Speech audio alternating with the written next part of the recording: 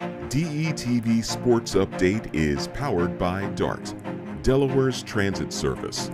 Moving forward.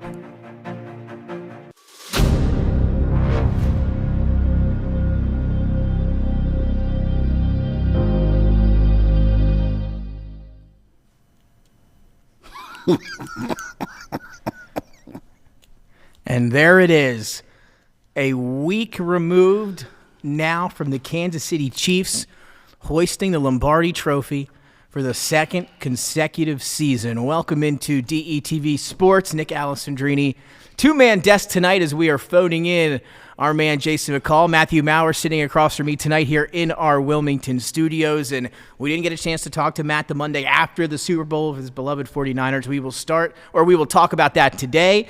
Matt, though, just before we dive in later on, just want to get your initial reaction. It was a heck of a game, though, in Super Bowl 58. It was. But I knew once he got that ball, I said, there's no way we're going to be able to stop him.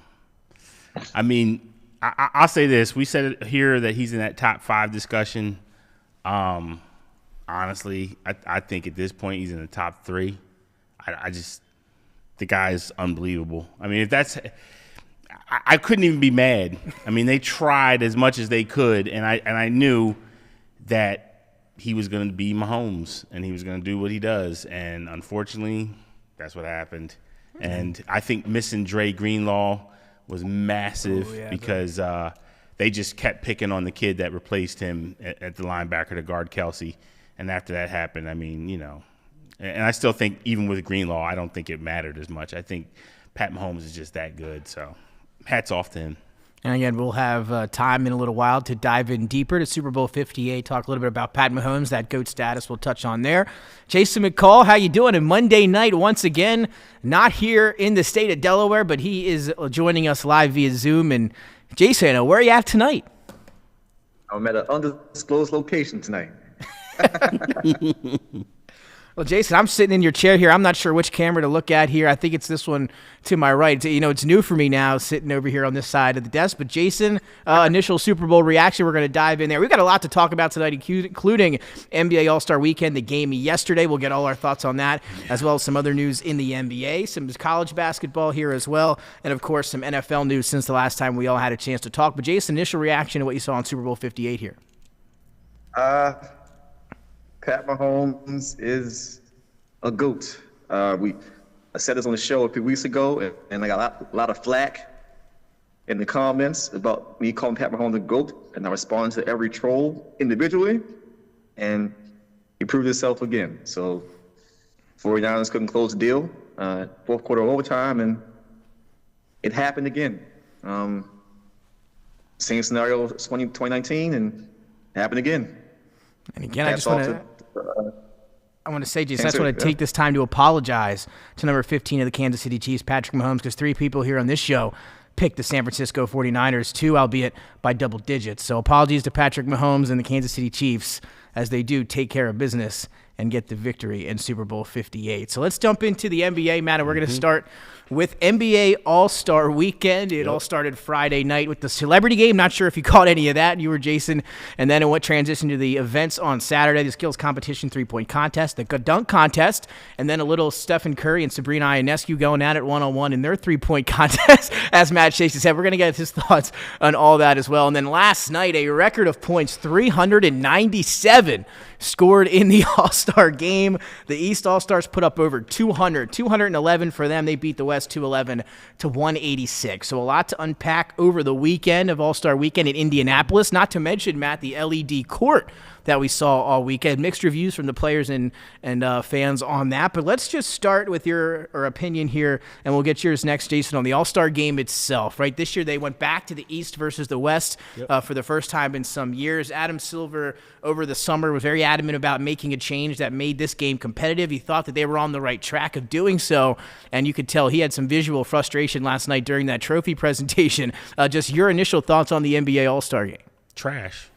Complete trash. And I mean, look, I had put a post out on Facebook and I talked about that the NBA has been losing viewers during the regular season. They always pick up during the playoffs, but I mean, this is why. I mean, this product is trash. I'm just going to be honest with you. I mean, First, the slam dunk contest has been robbed of any stars. Really, let's just be honest. I mean, we all grew up watching. There was a transition period of like superstardom. So you had, Julius Erving, then you had Michael, you had Dominique participating in it, you had Vince Carter and Tracy McGrady and Steve Francis, and the best we got is Jacob Toppin and a kid. No disrespect to Matt McCall, friend of the program for sure. But I mean, this dude's not even in the NBA. I mean, you're bringing up guys from G League just to participate in an event that used to have so much prestige that no longer does. Now then you have the 3-point competition, as if we really want to see guys just shoot threes. To me, it's not exciting. And then they give us a matchup that no one cared about, this Billie Jean King moment that no one cared about. No one was sitting there saying Sabrina Ionescu can outshoot Stephen Curry. For some reason, they thought this was the matchup we all wanted to see. I didn't want to see it. I didn't care. To me, it always amazes me just how much the WNBA gets wrong with how it goes about promoting the women's game. They always say, don't compare us to men, but then when you have Joe Sixpack out there and he sees you playing against men, he's left to compare you to the men. And I always think that's like the biggest problem with the WNBA. It's like they want to be a part of the NBA, but then they kind of don't. And then it's like, if from the player's perspective, if she wins, you're trash. If she loses, like I'm seeing everybody do now, they're giving these congratulatory hand claps as, she participated, and look, Sabrina Ionescu's a brilliant shooter. I would never. Good performance, 26. Right? Yeah, but I think this is the problem with modern society. I have a daughter; she's an athlete. I would never want my daughter to think that the only way her athleticism is validated is if she participates against men. And I think that's the problem I have with so much of these events. I think the WNBA needs to remind itself that its whole idea is to promote the women's game.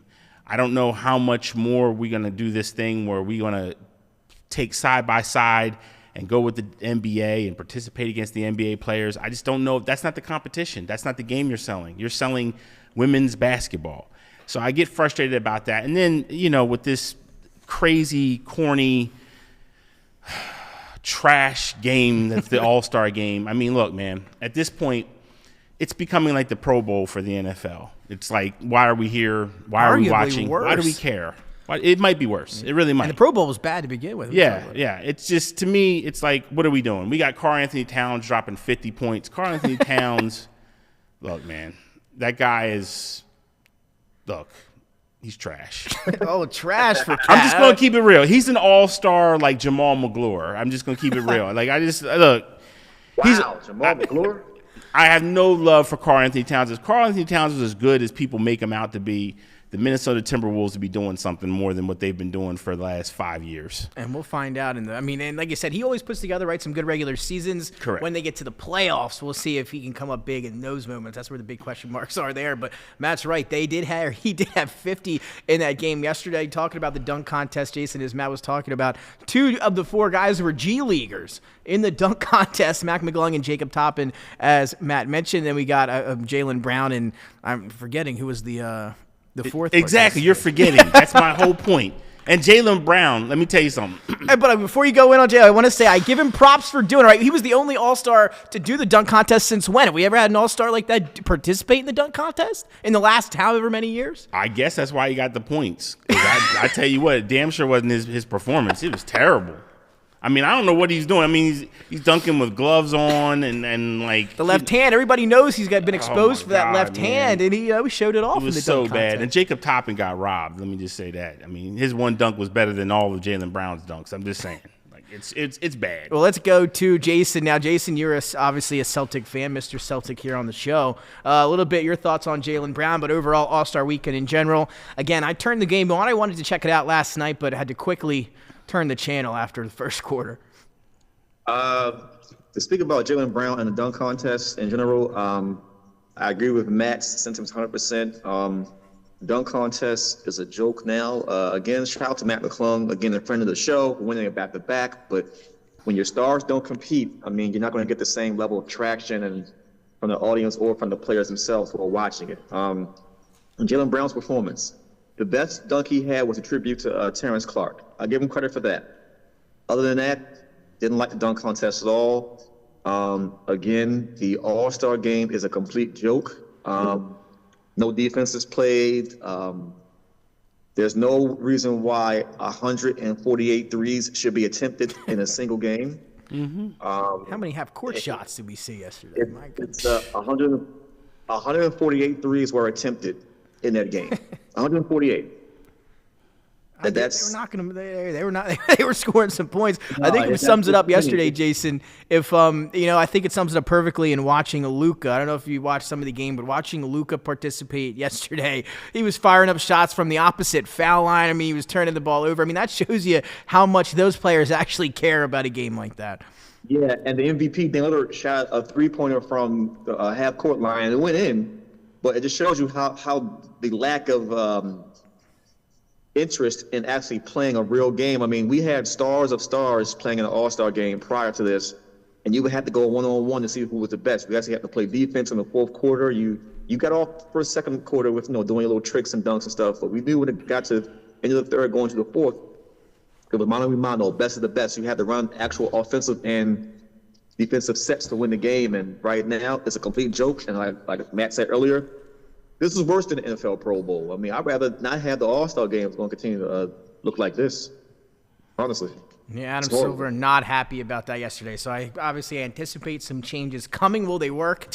Who knows? He ain't changing. But I will say this, though. I mean, if you remember 2020, that was a hell of an All-Star game. The first one where they brought the kids out for charity and they had the target score. That was a fantastic game to watch, though, that being the only one. I thought that might have been the turning point. But obviously not the case here. The last couple of years, it's been trash. So we're going to keep it, though, with the NBA. Let's just stick with some of the news that broke today.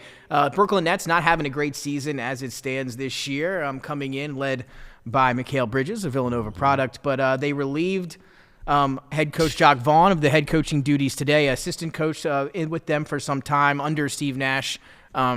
And I believe whoever coached him last is slipping the name there. But then he took over head coach, and now they're going to go interim Kevin Ollie going to take over in Brooklyn. As I just mentioned, Matt, Brooklyn, not having a great regular season, not really any playoff aspirations. We'll see what happens with them going forward. But your thoughts on the firing of Vaughn? I mean, everybody's crying about Steve Wilkes. To me, the biggest offense is Vaughn. I mean, dude. He's in a no-win situation there in Brooklyn. Any coach that goes in there is a no-win situation in Brooklyn. And honestly, it's not the coaching. It's Sean Marks, the GM. He needs to go. If Joe Desai had all this venom and the vitriol for the superstar players that they got, and Kevin Durant and Kyrie Irving, who he ushered out the door, how can you sit there and tell me that Sean Marks has done a good job? He hasn't. And as far as when we want to hold these guys accountable like people want them to do, I blame some of this also on the owner. No superstar wants to go to Brooklyn the way they saw how they treated those guys. No superstar. Any superstar that's going to go there, it's going to be by a trade or it's going to be that I was drafted there. Most of those guys, they talk to each other and they know, like, look, man, this guy don't respect your talent. So I'm just telling you, it's a combination of Desai. It's a combination of Sean Marks. I mean, I just feel bad for Jacques Vaughn, because we want to talk about being scapegoated. This guy is literally being like, this is what's wrong with the team. No, it's a combination of moves from ownership and from the GM. So I really feel bad for Jacques Vaughn. And Jason, talking about the Nets in general and Matt mentioning Sean Marks, two big, miscues from his perspective here in the last couple of years. One, a huge haul to get James Harden. They bring James Harden in. That ends poorly, right? And even worse, they ship Harden for Ben Simmons and stuff in that trade as well. He wanted to leave. They get rid of him, and they trade for Ben Simmons in that contract, which some thought was the worst contract in the NBA. So Sean Marks obviously having a rough go at it as of late. A lot of people going on in the media now talking about even playing in Brooklyn. It's a home game from whoever they're playing. It turns into that way at the Barclays Center. Whoever they're playing, that's the more fans that come to the game. Your thoughts on the status of the Brooklyn Nets? Yeah, I mean, the Brooklyn Nets have, if we're being honest, they've probably been a joke since they've become the Brooklyn Nets. Yes. I've had maybe about 2 or 3 good seasons. Number one, I don't like the moves. I never liked the move to Brooklyn to begin with. They could have put more money in the Prudential Center and stayed in New Jersey as the New Jersey Nets. Because that building was state of the art, just about. And they had renovations going there. They just wanted to move to Brooklyn because it sounded nice. But even if you look at their attendance was better in Jersey than it was in Brooklyn. It is in Brooklyn right now. And yes, Sean Marks, as a GM, has made terrible move after terrible move. I mean, we can go back even further. Brooklyn Nets haven't been good since the Celtics fleeced them for all those draft picks, which ended up becoming Jaylen Brown and Jason Tatum and everybody else that's been on, and Marcus Smart been on the Celtics since. And you look at present day Nets right now. I mean, when your star player is McCall Bridges, no disrespect to him. I was about to say, don't you disrespect McCall Bridges. But he's a glorified number 2 at best. He's not the lead dog on any team. He wasn't even the lead dog at Nova. Let's not do that. Yeah, I'm with you. Yeah, I know that team better than anybody. So he's not a lead dog, and when you have players who essentially have the same skill set around them, I mean, they're pretty much playing 9-10 deep of people who are like combo guard forwards. You're not going to win any games with that kind of lineup. And Jacques Vaughn has been dismissed twice as interim coach. When he was there, when Kenny Atkinson was a coach. Yeah, that's right. Kenny Atkinson, that's who was there. And then, so Jacques Vaughn's in a lose situation, but was he really? Because he was a coach of the Orlando Magic before and couldn't get them anywhere either. So it might be just him as a coach as well. Let's just give him some slack for that too. But he was in a no situation, and Kevin Ollie now gets to ring the bell. I mean, after all his accusations and things from UConn, I guess the NBA would be better for him. So we'll see. But the Nets as a franchise, I mean, they still got Ben Simmons. So that's all I got to say. Who still hasn't returned to the floor since his last absence. So we'll see what happens in Brooklyn. But again, that tough situation for Vaughn just to deal with that. Roster's not great. Again, tough playing there at the Barclays Center. Again, basically, imagine not having no home games. Imagine being a team like that. That would be a tough go-around if you were a player for the Brooklyn Nets to have to deal with that on a nightly basis. It seems like inside and out. Well, let's now transition to another coach. A lot to talk about here in the last few weeks. We're going to bundle it all up into one, and that's Doc Rivers. He was I believe, the All-Star coach for the Eastern Conference. That's a joke. His record, I believe now, and I could be wrong, Dennis going to have to hit us with the stats. 3-7. It's 3-7 now. I was going to say 3-8, but 3-7. I'll give him the benefit of the doubt, that extra loss there. But he's been having some quotes coming out now, Matt and Jason, talking about how he didn't want to take the job before the All-Star break. It was a tough stretch. He didn't want to have to coach on that tough stretch before the break. Can we wait? Yada, yada. Yelling at the guys, saying some guys are already at Cabo. Another quote was he didn't think it would be this stressful or this tough, already, stuff like that. They're struggling a little bit, guys. Just your thoughts. I mean, when I heard the news, the first thing I thought was, all right, the Bucks aren't winning in the playoffs, but we'll see what happens. Your just thoughts on the status of the Bucks, the state of the Bucks now. I'm not sure any of us would have predicted 3-7 for the first 10 games from a team that was, playing well under Adrian Griffin and a number 2 seed in the Eastern Conference. Well, I mean, they were playing well prior, but you still saw them lose a few games they shouldn't have lost even under Adrian Griffin. And their defensive mentality has completely gone away. And again, I can attribute that directly to the loss of Drew Holiday. Drew Holiday was a trusted veteran in the locker room who could play on both ends of the floor, who called out all the defensive sets. He was the leader of the defense, and that team has not been the same since. It's simply put. And then you have Adrian Griffin being another scapegoat, and you bring in Doc Rivers, who was only in name recognition alone because he doesn't have a great record of coaching great defensive teams anymore. They gave him $40 million too. Gave him $40 million, and he's saying, "Oh, I didn't want to come up with an All-Star break, so why'd you take the money? Why'd you go? I mean, you're making tons of money on ESPN. You're the highest paid personality calling games on ESPN outside of Stephen A. Smith. So you could stay at ESPN and let somebody else coach that team." But I think that honestly, just bringing Doc in disrupts the flow of the team. But I like what Shaq told Dame Lillard last night, NBA post game for the All-Star game. He told him that him and Giannis gonna have to be held accountable and reel in the troops about together. So, and Shaq was right. But again, the onus is on Dame and Giannis. And the problem is right now, you don't really know whose team it is out of those two. That's a problem too. Well, man, let me ask you this. even before Doc Rivers? Not sure. I think you had the Bucks winning the East initially before Doc Rivers. Has that changed at all with the way they've been playing lately? And, sometimes Dame Lillard coming off an All-Star Game MVP and a three-point contest MVP. He goes back-to-back there. The only player to do that on a Saturday and Sunday in the All-Star weekend was Michael Jordan. Mm-hmm. Do you think sometimes that can really get guys going after performances like that? Sometimes in that scenario. How do you see the rest of the season going for Milwaukee under Doc Rivers with Lillard and Giannis, etc.? You still have them with a nice chance to win the Eastern Conference? They have to. If they don't, this is a huge blemish on, in particular, Dame Lillard's legacy.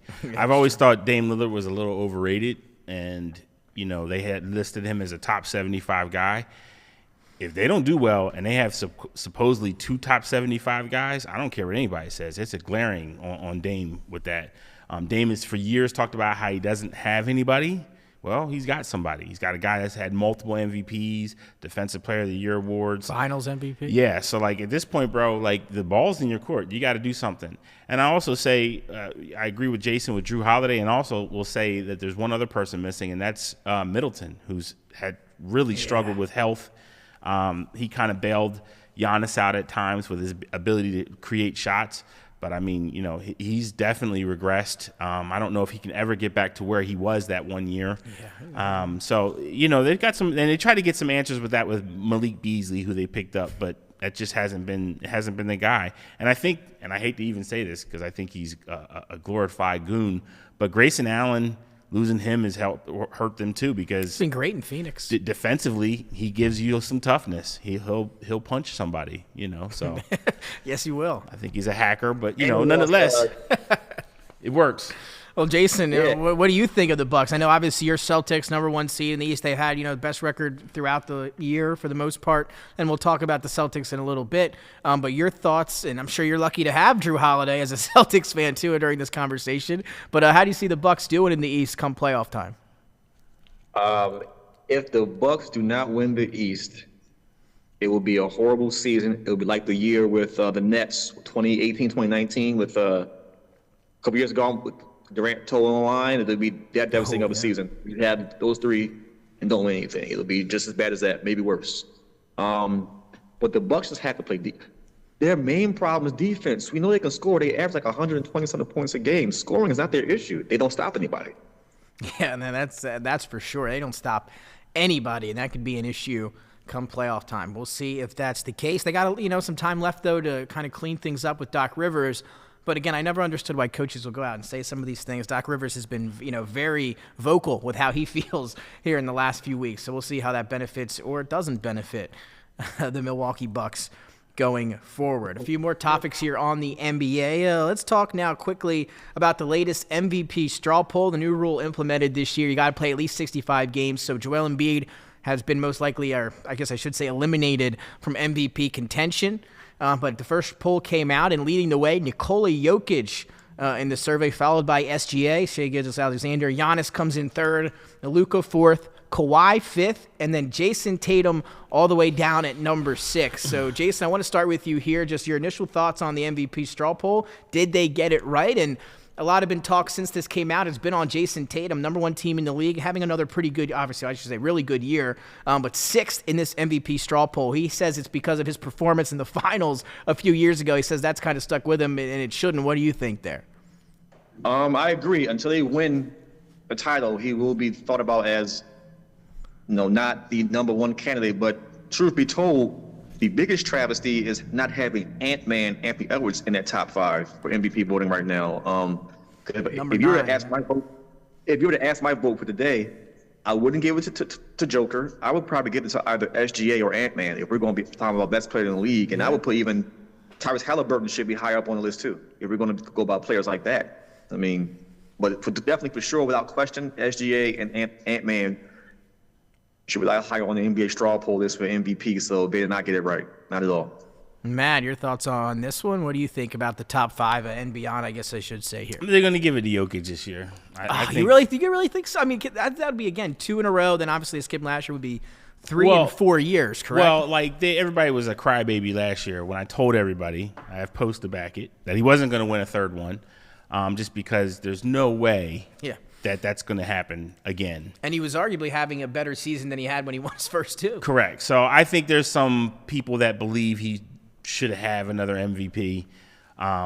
So I think that's why he'll get it this year. I really do. I think there's people out there that wanted to give it to him last year, but when conversations were starting to be had and guys like Kendrick Perkins went out and charged the media with some racial biases, which people didn't like, but let's be honest, it was there. And, now we're seeing, like, I think he'll get it again. I think that's why he'll get it, because people think he should have had it last year.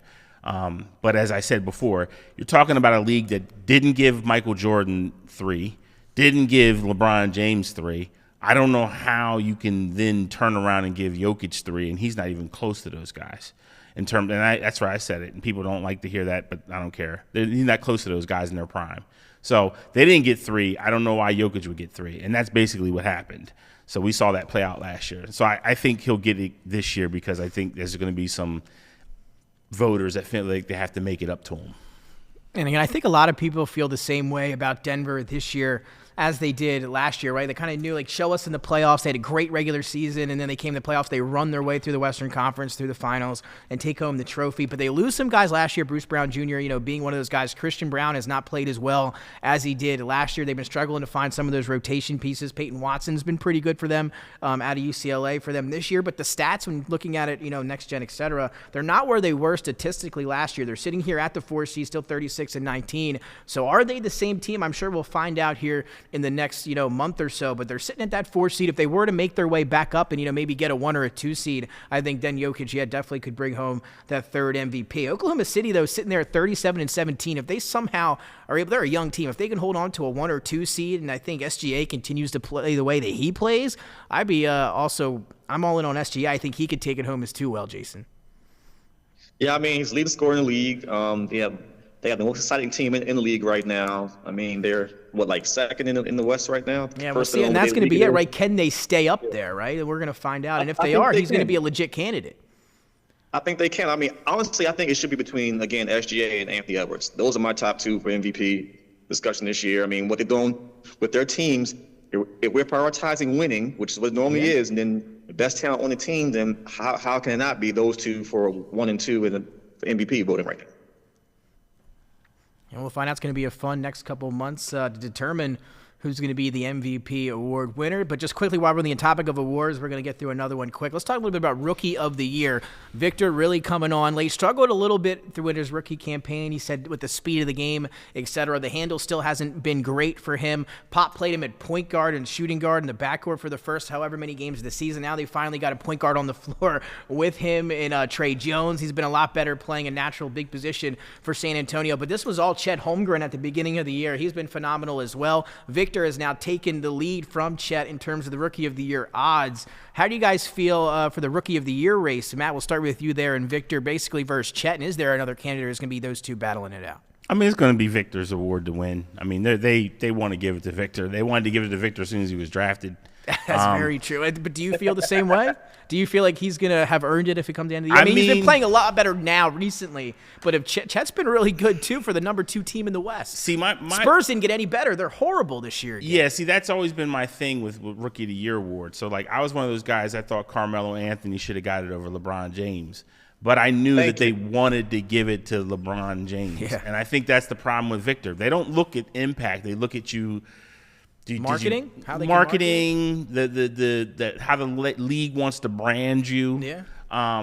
Look, Victor is a very talented player. I think within time he'll be a very good player, potential franchise guy. But do I think he's from the same mold as guys like David Robinson? Sure. But, people don't seem to remember, but David Robinson for years wasn't a guy that was taking the Spurs deep into the playoffs. Not until, Tim Duncan got there. So, he's going to need help. And look, I love Jeremy Sohan. I like Vasil. I like some of the guys that they have, but they just need some development. And unfortunately, and this is the bigger question that no one wants to talk about, I don't know if Pop long-term is the right guy for that team. I agree with you. And I know that's a conversation that we could have, extended. But I think it's going to be interesting. Again, I'm not sure, and maybe there's some logistics behind it. Obviously, I'm not Pop. I'm not an NBA coach. But again, Victor didn't want to be saw as a big man or seen as a big man. They got him playing in the 3 and the 2 at some of those games early in the year, and he finally started having more success when they put him at center and they put him at power forward. So again, Pop may be out thinking himself there, Jason. That was dumb.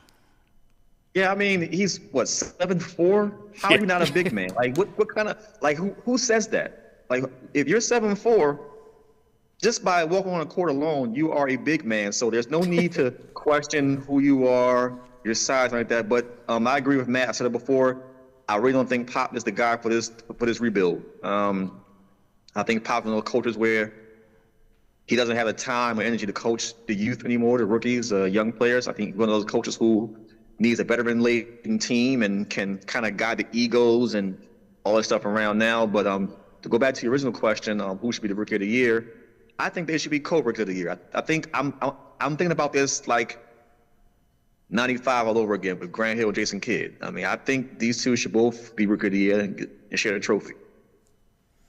Again, just for perspective, Victor averaging 20.5 points, 3 assists, 10 rebounds. Chet 17, 3 and 7.5 rebounds. Again, the Thunder, though, the 2 seed in the West, and the Spurs at the bottom of the standings there so far this year in the regular season. And let me also say this. I mean, he's a kind of forgotten guy now because people have moved on. But Keldon Johnson at one time was looked at as a darling, up-and-coming superstar. Team USA a couple years ago. And he's basically we can argue that he's peaked. Like, this is as good as he's going to be. That's a good point. And that's it. And, look, that's on Pop's watch. I mean, I know people don't like to talk about it, but, like, he hasn't really done anything. I want to say, and again, we could have a whole discussion on this, though. And I've been saying it for years, and maybe I'm out of line. I think Popovich is one of the most overrated coaches in NBA history. And give him Tim Duncan. Look at those rosters. Without Tim Duncan, I mean, like you say, he takes the job when they get the number 1 pick. So you can get Tim Duncan. I don't know. Again, that's a conversation for another time. He's a great coach and take nothing away from him, but I don't know about the greatest coach of all time or all the credit that he does get. Well, let's keep moving on here. So is he Belichick? Is he Belichick with Tom Brady in New England? Is that what Popovich is? I mean, we'll see. Right, they're on the same timeline. Maybe the next couple of years kind of shows us that. What do you think, Matt? If you're going to make that same claim, then you got to call out Belichick for the same thing. Yeah, I'm with you there too. But I think Andy Reid will have taken over best coach by the time it's said and done, though. This is nasty work today. It is. Yeah, that's very nasty work. Do I think Pop is overrated? I think Pop's slightly overrated, sure. I think from this narrative that people have painted that he's the greatest basketball mind of all time, and that I've never bought into that. Same thing with Phil Jackson. I'm a guy that I probably hold Red Auerbach above everybody.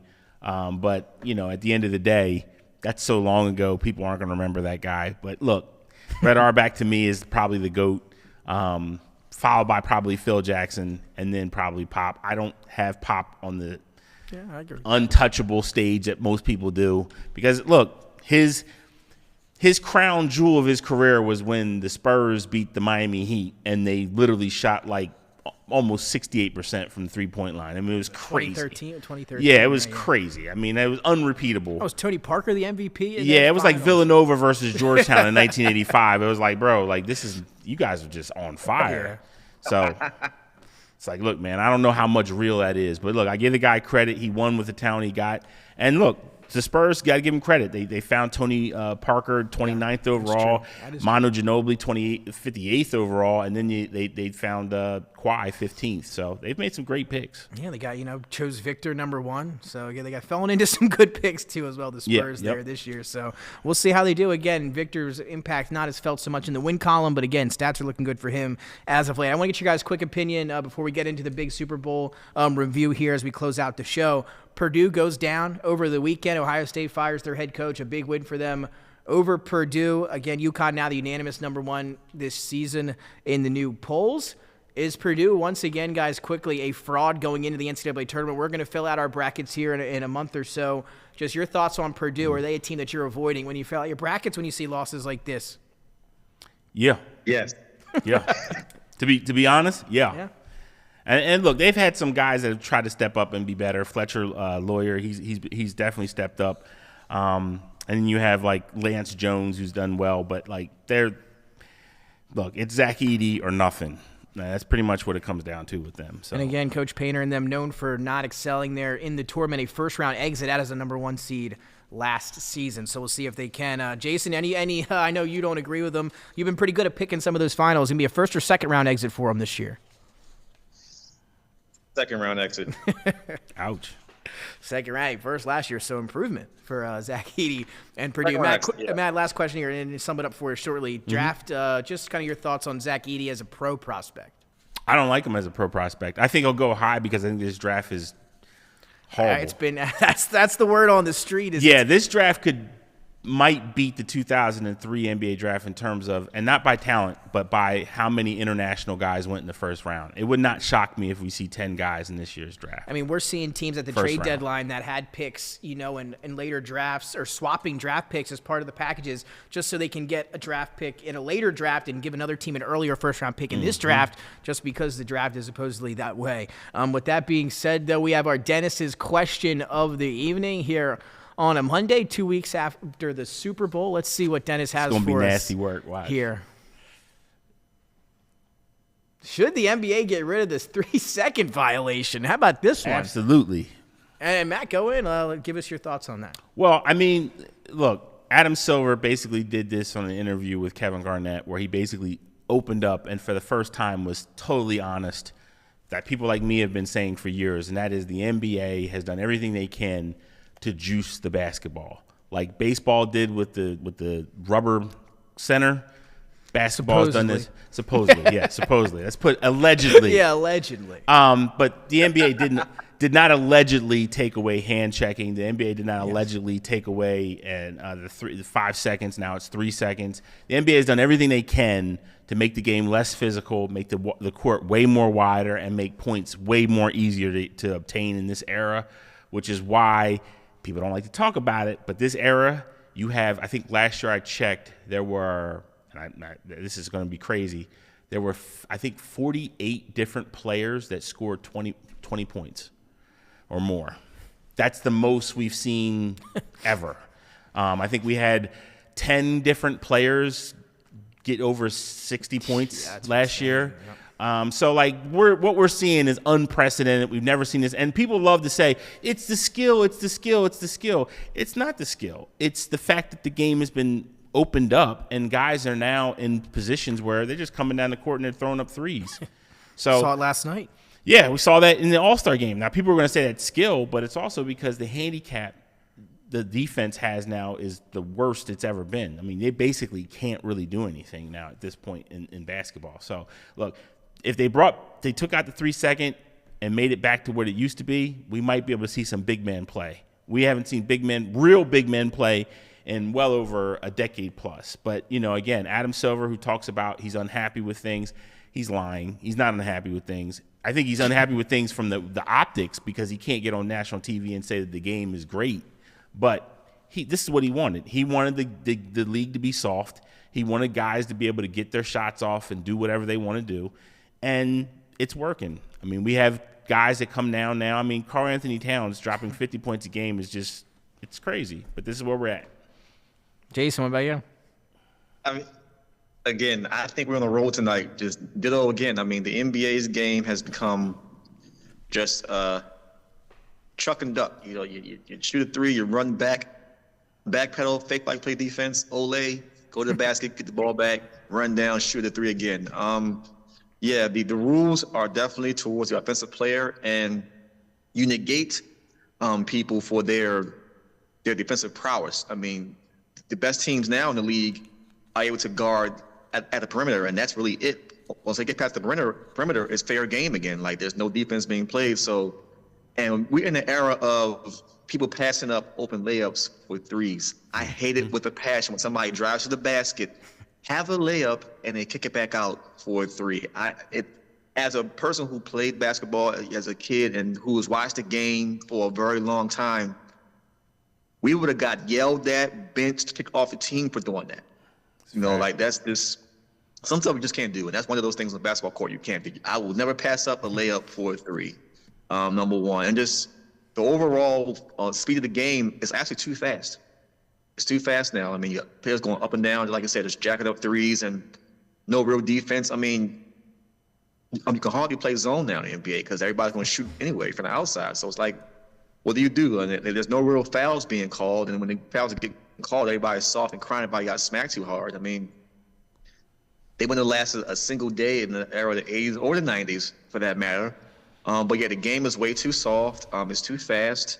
And it's not pure anymore. And the fact that people can say, that I can say that FIBA is a stronger and better game than the NBA, that's saying a lot. Because 30 years ago, we were saying that Europeans are too soft and they're this, that, and the third, but we've pretty much flopped roles in NBA and FIBA in the past 30 years, and it's a travesty to all. It really is. It's a travesty. Well, there you have it for Dennis's question of the night. I agree with both of you there. So get rid of it and let's get the game a little bit more physical the way it used to be. For sure. Last thing to wrap up the NBA, some trade rumors involving LeBron James before the deadline revealed last week. And LeBron, and we have a couple of things to talk about LeBron so far tonight, but that one being, the most recent news, the Warriors made a call to the Lakers, Rob Pelinka, and made a offer, or just to try to touch base on if they could get LeBron James. He came out and said he was unaware. He said he heard about it the same time as everybody else did. Matt, your thoughts on LeBron James, that trade rumors? A couple teams inquired, and if so, he apparently denied wants to end his career as a Laker. Was that the smart move for him? What do you think about both of those two things? I think LeBron James told yet again a lie, and he does this all the time. Like he said, he doesn't want a retirement farewell tour. That's right. Tour. We're into that. Yep. He's a liar. I'm just going to call it like it is. And I know my mom always said don't call people liars, but he's lying. This guy loves attention. He brought up the question himself. He said, I was asked the other day if I would want a farewell tour. Exactly. Like, listen, man, I try to give LeBron a fair shake. I really do. And I like LeBron. It's very difficult for me because he does these type of things that are diva-esque, and it pisses me off. Like, look, dude, make your choice. What do you want to do here? Because you're not going to. Even if you win a title now, you're a passenger. You're not the main driver anymore. If you went to Golden State and they won a title, it's not really going to be a title the way that he wants it to be. He wants it to be where he's the focal point and he's the focal guy. And I know people love to talk about the numbers. I know people love to talk about his age and how his numbers are so great, but people don't look at the full box score, because if you look at the metrics, his efficiency has waned down since his rookie year. Now, that's how it works in the NBA. Father Time has caught up to LeBron James. It just hasn't caught up to the level because I think some of it is this era. But he's getting some points, and yeah, people say, oh, he's still doing well. Look at him. Dude, the guy's not as efficient anymore. He doesn't have the ability to take a Cleveland Cavs team with nobody on it into the NBA Finals. He doesn't have that ability anymore. It happens to all the best ones. We saw that with Tom Brady in the football, where like I can't just take anybody anymore. I need talent around me. So look, at the end of the day, LeBron will always be one of the best players of this era. He'll be one of the top 5 players of all time. But this whole narrative that he continually comes out and says, oh, I want to play with my son, Bronny. And by the way, Bronny, stay in school, bro. Stay in school. I don't know what LeBron telling you. Stay in school, retweeted son. A picture of them both in Laker jerseys together, retweeted by Bronny James a little while ago. And Jason, we're talking about LeBron and how he said he didn't want to go anywhere and he wanted to stay with the Lakers. He didn't know about the trade, all this stuff. Yet he's tweeting hourglasses and stuff weeks ago, like right before the trade deadline, as if he wants something to happen or he needs some help or something like that. And then, kind of later on acting like, oh, I don't really care that much. I'm just going to stay with the Lakers, yada, yada. What do you think? He's a liar. We know he's a liar. He also, on the Lakers-Knicks game, he had on a Knicks towel and made sure he was in the camera view. He'd have a picture taken of him with the Knicks towel around his neck, trying to send a message to Rob Pelinka. He's a liar. What great he is on the basketball courts, yes, we give him that credit for that skill and athletically taken away from him. But he's been a prima donna from day one as far as, just how he's operated and how he's tried to, be bigger than what he has to be. Like, you're already a superstar. You're a megastar. You don't have to bring more attention to yourself because your game already does that for you. So it's always extra attention. It's always extra limelight. And the reason why the Lakers aren't winning is because he refuses to become second fiddle. Everybody said Anthony Davis is not doing it. No, Anthony Davis is trying to be one the number one man on the team, but LeBron just won't concede to it. And you can see in the way they play. It's just what it is. LeBron will not concede to be a number two. Like, the numbers are still great. I mean, like, still scoring at his age and everything like that. I get it. It's great. It's great for TV, but until he actually takes a back seat to Anthony Davis, they will not win. Matter of fact, I'll say right now, LeBron has won his last NBA championship already. Ooh. Yeah, I can't say I disagree with you. We'll find out. But again, the Lakers, not a team I think any of us are really thinking about making a run. They kind of showed their hand at the trade deadline. No moves. They made no moves. Obviously, they were content with where they're at. So again, Rob Pelinka maybe not giving in to LeBron James. They want to do what they want to do now going forward. And that can, as Matt said, maybe is to the fact that LeBron is not what he used to be, right? If LeBron was still the best player in the league, I'm sure they would have gone out and made some deals, et cetera, got some new guys in there, maybe made a run for it. But LeBron is what he is right now, still a very good player, but not enough to give away all your assets to make a run at a championship this season for sure. I do like, just quickly, again, not even really a point here, Mavericks made some moves at the deadline. They go and get Daniel Gafford and add P.J. Washington. Love it. Yeah, that's why I said I like what they did there. They get all that. Just thoughts on the Mavericks here. And then there was another deal going I want to talk about soon, but just what do you think about the Mavericks? I like the Mavericks. I mean, I like what they've done. I mean, getting Daniel Gafford and you team him up with Lively, who they got in the draft, that just fortifies them more in the paint. I mean, Gafford's probably more, I'd say, a little bit more athletic than Lively, but he's a rim runner, weak side shot blocker.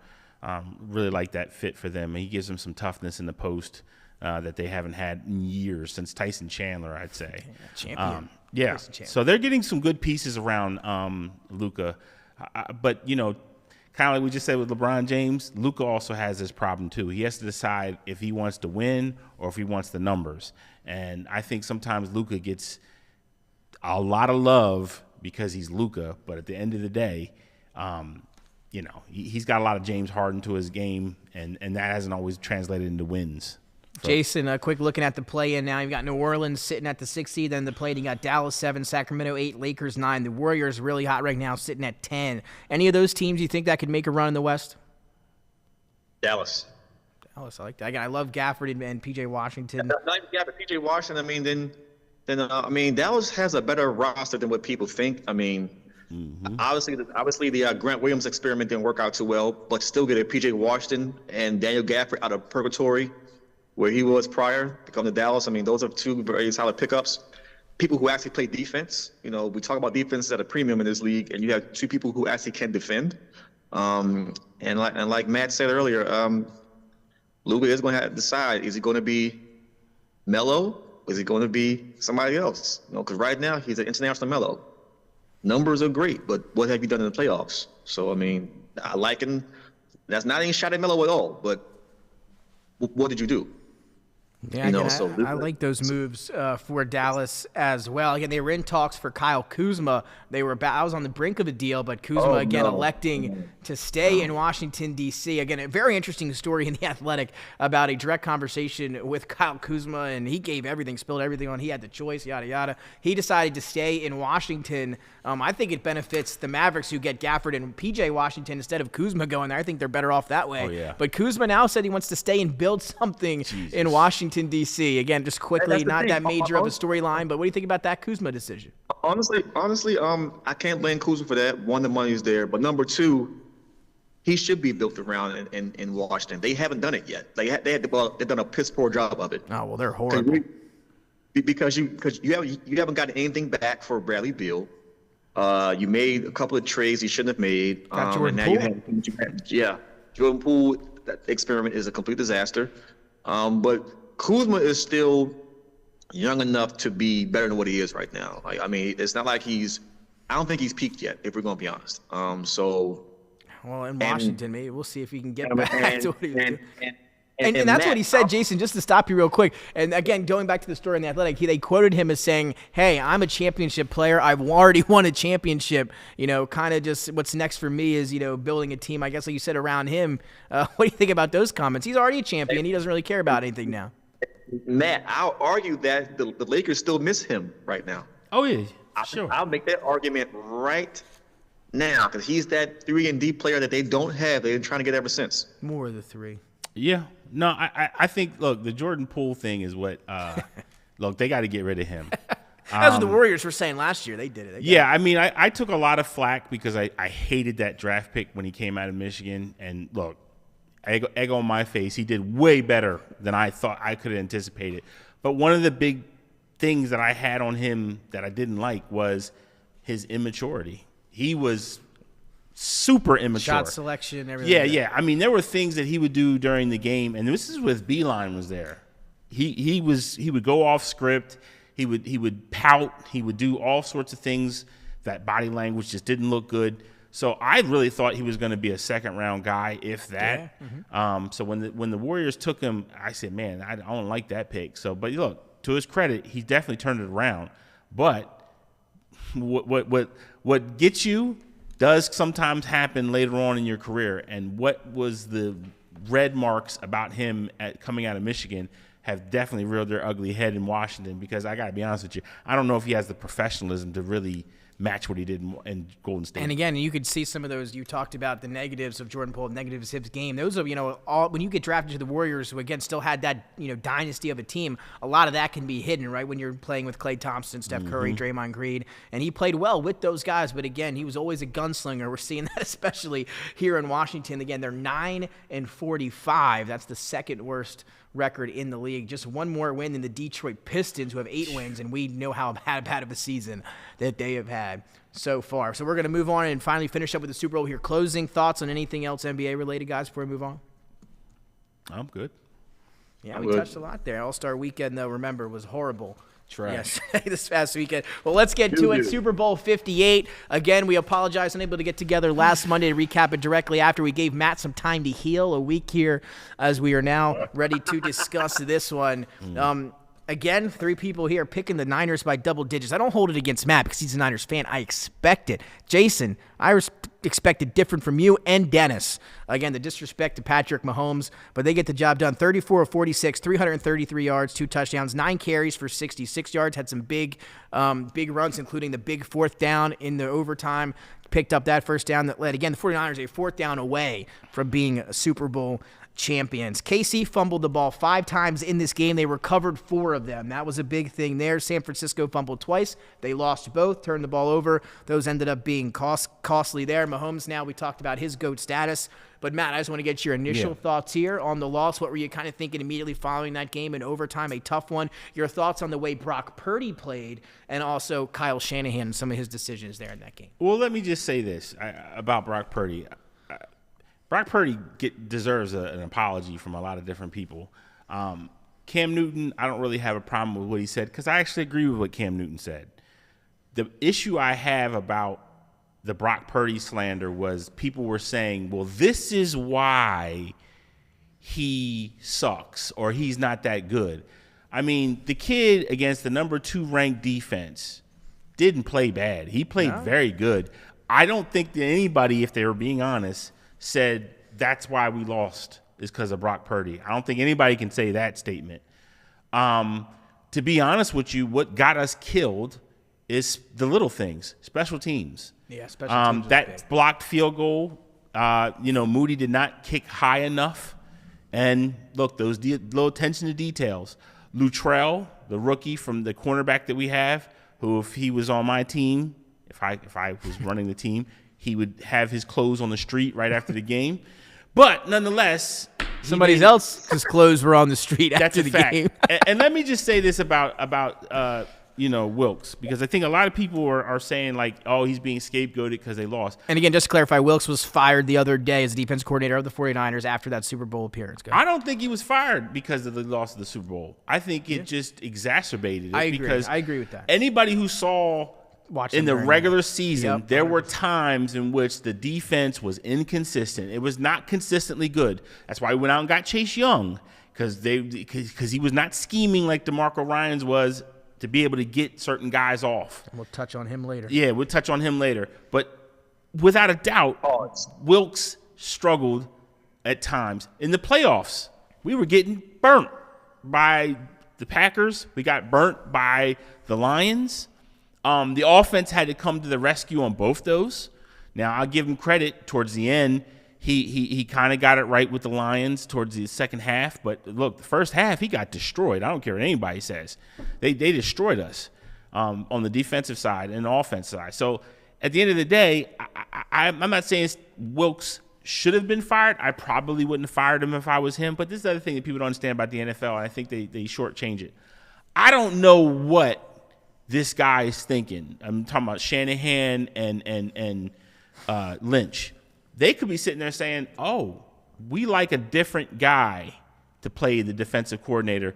There's talk that they're reaching out to Bill Belichick. Now, I ask people, if Bill Belichick could be your DC, would you take him over Wilks? Sure you would. I'm not saying that's what's going to happen. I'm saying if you're the San Francisco and you're sitting there saying you believe that this guy is better than this guy, you're going to make those changes. And no matter what people are talking about, Steve Wilks was never looked at least to me, as a long-term replacement. He looked like a guy that was a bridge DC coordinator. He didn't look like to me he was a guy that was going to be there long-term, kind of like Vic Fangio with the Eagles, where, he's respected, but not like, oh my God, like we got to get this guy. Like, he's a guy that he's got a resume. He's solid. He's a very good defensive mind. But at the end of the day, I wouldn't say that the guy was like, people act like this guy was like killing stuff out here.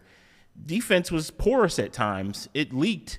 Our 3 losses that we got that all the Eagle fans like to talk about when we played you guys that little the first stretch time. in the middle of the season. Yeah. We lost 3 straight. Some of that was on the defense. And let me tell you, and just to go back to those 3 games, you're exactly right. If you go back and watch some of those games, there are visual frustrations with Shanahan and Wilks on the sideline. They've engaged, a few times in the regular season that was caught on camera. So some frustration there. I agree with you, Matt, that I think built up throughout the season. Yeah. And I think that just led to And let me just say this one last thing, and then I'll let anybody else talk. I'm sorry, I just got to say this because this pissed me off. Why I'm going to censor myself. Blah, blah. Why would you send the house against Pat Mahomes? What kind of idiot are you? You're sending the house against Pat Mahomes? Only the best quarterback of this era. You're going to we're gonna send the house. That's smart. Like, what are we doing? I will say again, going back over some, like just watching the analyzation afterwards and listening to some of the analysts and people that have gone back and rewatched the film. I did not do it myself yet, and I probably will not after the game. But again, some of those coverages that he was dialing up late in that ball game were, again, really rubbed a lot of people in the NFL world the wrong way. And some would say, as a quote, shocked at some of the stuff that they were running late in that game against the Kansas City Chiefs. So maybe that had something to do with it. Not sure. But Jason, I know you have a feeling that it might have been a scapegoat firing. Yes and no. I would say yes because of the timing of it right after the Super Bowl. But again, Niners fans know, and just going back looking at stuff throughout the year, writing was being written on the wall throughout the year. It just ended up being at this time now at the Super Bowl where it was heightened to the point where they had to make a change. But I think more so than Steve Wilks' decision making, I mean, you don't do a zero blitz on Holmes any given time. No one outside of Wink Martindale would have called that. Wink. And we know from experience as Ravens, he did that a couple times against them. But seriously, I think losing Greenlaw during the game changed the complexion. And I hate to say it, but we were watching the game at the studio, and I think that first fumble by McCaffrey kind of took the air out of the Niners. And, I mean, although they came back and scored and did some stuff, but it changed. And they were playing cat and mouse, went up a little bit again, and then a la 2019, couldn't hold it. And then I want to know, I blame Shanahan for this loss too. How does your team forget overtime rules? That's inexcusable. You are professionals. You watch tons of film ad nauseum. How does your team, a team of professional players, including your coaching staff, forget overtime rules? I heard that was a problem. I agree with you there. I think that's I think it's unacceptable. You do have to know the rules, etc. But I don't think it was everything. I don't think it made them play any worse. I don't think it lost them the game in overtime. Again, maybe some questionable decisions, but I'm not as into the Shanahan hatred as everybody else. He's getting a lot of hate the last few weeks. I don't think he lost that game, Matt. I don't know how you feel about it for the Niners. Let me just say this. I think the reason why he took the ball first, if we're going to be fully transparent here, I think the defense was gassed. I think he was trying to give him a rest.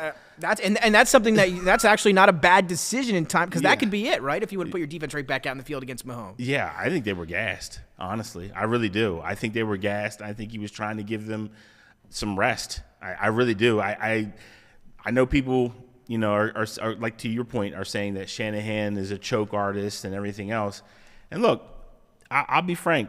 We definitely lost the game. We definitely have a choke. It was the second straight with him as the head coach that we lost. But I always say this to people. It always amazes me when people lose in the Super Bowl, how many people come out and say, oh, you guys choked, you guys did this, you guys did that. Look, in the beginning, and we're going to see it when the next season rolls around, the main goal of every team is to be there in the last game of the season. And the only way you get to the last game of the season is to make it to the Super Bowl.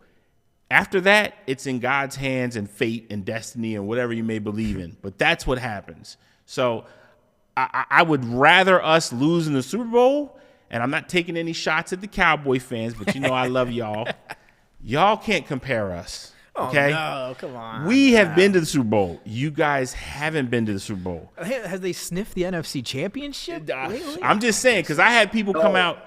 I've had people come out and say, oh, you guys are the same as the Dallas Cowboys. And I'm like, bro, what are you talking about? Like, what are we talking about? Seriously? Like, look, we might have lost the prom king crown, sure. But, dog, we was runner-up. Y'all haven't even been in the court. And again, I'm a fan of Purdy, and Shanahan has now been in the Super Bowl twice in, I believe, 4 or 5 years, multiple NFC championships.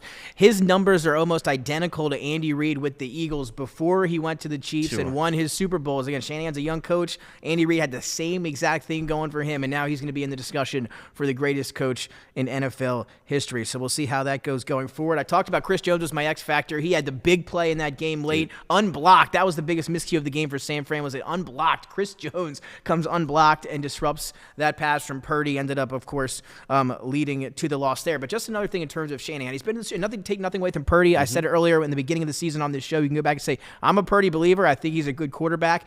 But Shanahan's now been to the Super Bowl with Garoppolo and Mr. Irrelevant quarterback in Brock Purdy. So again, not taking anything away from Purdy, but I think Shanahan should be, again, a little bit dismissed from a lot of the hate that he's been getting here as of late. And I think he's going to be someone, obviously, to watch with his 49ers team going forward to try to get back there year in and year out. What do you think, Jason? I mean, they're going to be good. He disagrees. I can tell. Go ahead.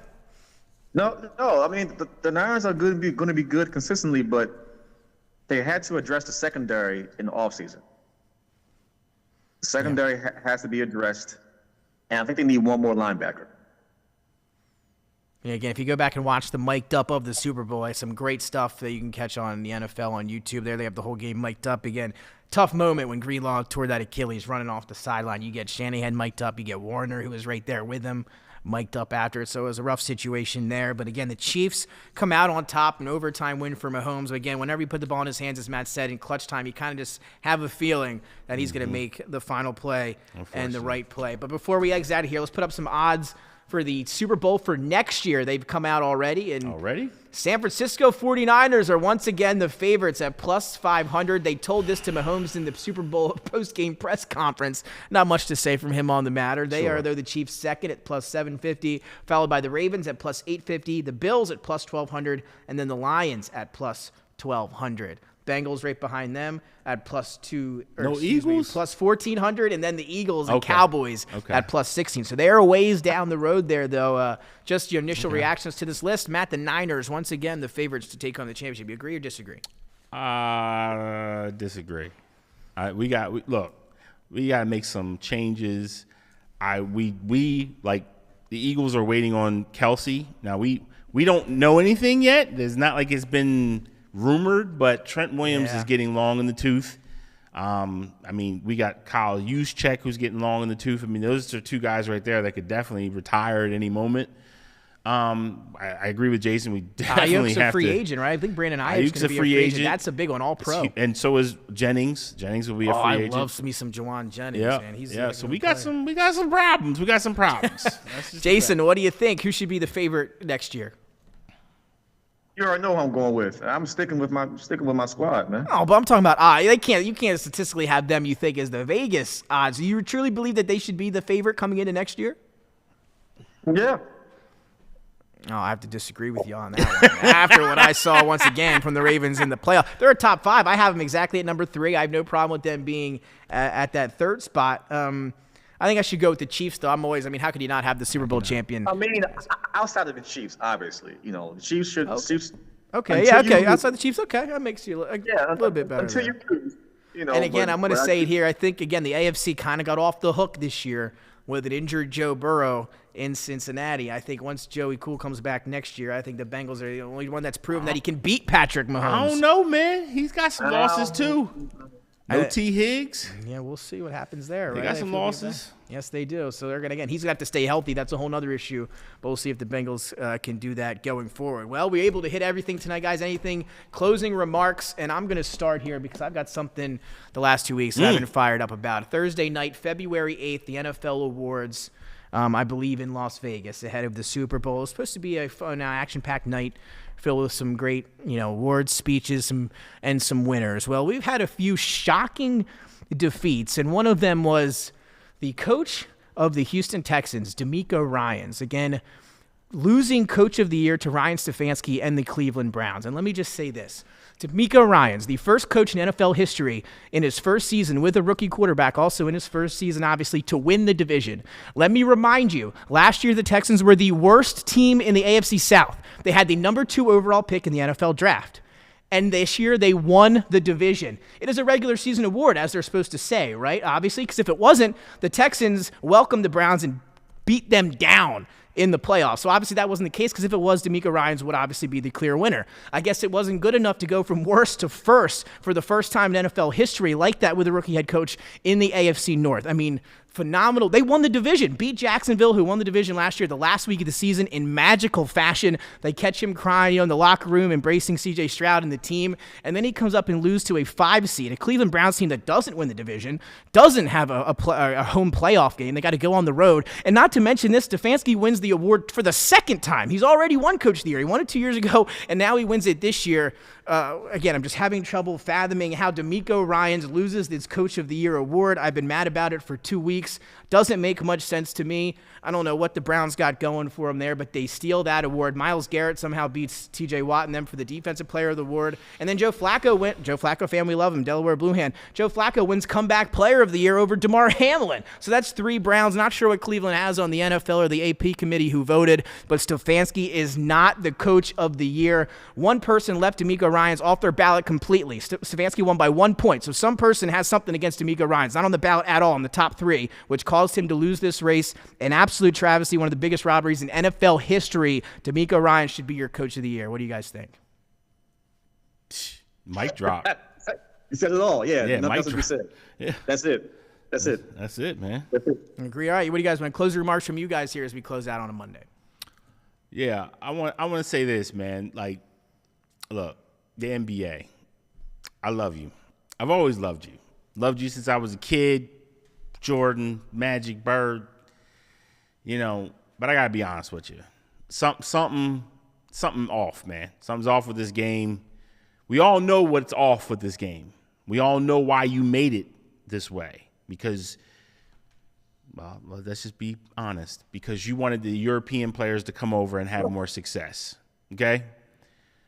We got to start getting back to what we do. And what we do is we play physical basketball. We're getting our butts kicked in the Olympics. We're getting beat in games that we've dominated in, not because of skill. That everybody loves to tell me that these players are the most skilled players that ever walked the face of the earth. And yet they're losing to guys like Dylan Brooks. They're losing to teams that got guys that are marginal prospects. And the reason why they're losing is because they're not physical. We got Jaren Jackson out there getting 1 rebound a game. We got a league that, again, there's more scorers than we've ever seen at any point in any time in NBA history. And I'm supposed to enjoy this game? No one's enjoying this game until the playoffs. When the playoffs come, I'll give the NBA credit. When the playoffs are here, they swallow the whistles more. They allow guys to play more physical and play the game the way it's supposed to be played. But by then it's too late. I've already signed off. I'm like, look, I'll see you in the playoffs. I don't want to even watch the regular season. If the NBA commissioner wants to know why the regular season games are losing numbers, it's because of the game. It's because you have tried to make this game too inclusive. When Jordan was running stuff, the NBA Finals were getting, I think, about 20 million viewers per game. Last year, we got 12. And that's with it. Like, imagine it should be way beyond that. Way beyond. And the people out there that like to say, well, the Nielsen ratings, they don't include streaming. No. That was a couple years ago. They now include streaming numbers. So, yes, the Nielsen ratings are showing the true numbers that the NBA is having right now. And I think there was 134 million people that watched the Super Bowl. Oh, yeah, it was a record, a record. Right. Cross-platform. And even if you take the Swifties out, let's just say, oh, it's the Swifties. Look, they're probably at 120, bro. Like, whatever. Exactly, yeah. And that's being healthy, okay? That's taking a healthy slice out. At the end of the day, the NBA, they're never going to catch the NBA. And the NFL. And one of the reasons why, and I'm just going to say this, and I'm not xenophobic when I say this. I think it's the truth. You're not going to get American people to cheer for people that don't have their last names. I'm being honest. It's the reason why hockey has struggled at times, because you got guys from overseas, Russia, Belgium, all these places. And look, people like the game, sure, but they only get invested when they got guys that look like them, that come from the same cultures. That's who the NFL and the NHL, that's why they have the advantage at times, because they got guys that everybody can relate to, because that's the culture. The culture of basketball, I'm just going to tell you, Adam Silver, it's North America. It's not Europe. It's not Asia. It's North America. Remember that. Try to get this game back to what it is, man, because right now it's just something that people just don't care about. And again, it's the same issue we saw in baseball for the last 10 or whatever years. It's starting to get back to that a little bit, but the same situation there. And again, just to prove Matt's point here with the viewership, I sent out a link last week. The NBA is offering free league pass. I got free league pass last week. They're dying for some viewers. Yeah, here, exactly. take free league pass. You take free league pass. Right. We've all got it now up here right. on DETV. So again, that just goes to show you they are struggling right now. And again, Adam Silver looked pretty upset at that trophy ceremony last night. But again, he loves to make changes and dabble with all kinds of things. So we'll see what he decides to do next. But I definitely agree with that one, Matt. Jason, what do you want to end on? It's so much to talk about. But I want to switch gears for a second. Baseball season is approaching. Pitchers and catchers are now reporting to spring training. I want to give a shout out to the Orioles for finally being sold. Yes. To Mr. Rubenstein. The Orioles have finally been sold. The Angelos family was notoriously cheap forever. Wasted Cal Ripken's entire prime by not bringing star players into Baltimore to system and get another World Series. So this group's going to do well in Baltimore. I like the fact that both Cal Ripken and Grant Hill are part of the ownership group. And within 2 days of buying the team, there was already a trade made for Corbin Burns, who was an NL Cy Young a couple years ago. So I'm looking forward to what the baby birds are adding on their roster, and hopefully getting a healthy Felix Bautista back maybe by midseason, as he was probably the best closer in baseball prior to going down with his Achilles injury. So, I mean, things are looking up in Baltimore for the Orioles for baseball season. Can't wait. That's all I got to say right now. And again, number one overall prospect Jackson Holiday with the Orioles. We'll see if he's on that regular season roster come late March. We'll find out. Again, the number one overall prospect looking to make that jump up to the big leagues with Baltimore. Again, a lot of optimism if you're an Orioles fan, Jason, for sure, after a big win division last year. So, yeah, everything looking up for the Baltimore Orioles. Again, hopefully the Phillies can have a good season as well. But that'll do it for us here on this Monday. Again, recapping All-Star Weekend and Super Bowl 58, as well as touching on some other things. Well, we did it. We got through Jason McCall's 39% battery here on Zoom, wherever he is around the country. Well, thank you again for everyone tuning in here to DETV Sports. For Jason McCall, Matthew Maurer, Dennis Pridgett, and myself, we will see you next week.